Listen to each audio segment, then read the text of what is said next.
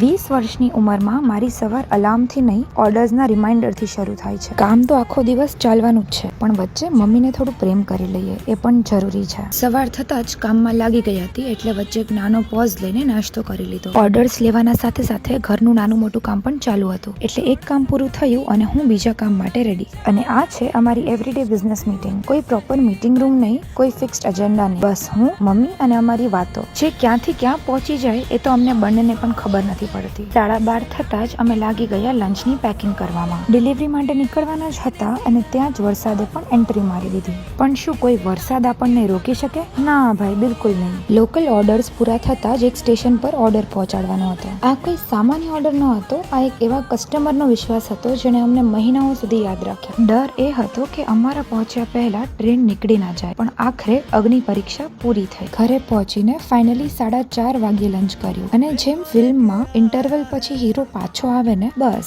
એ જ રીતે હું પણ બીજી શિફ્ટમાં આવી ગઈ પાછી.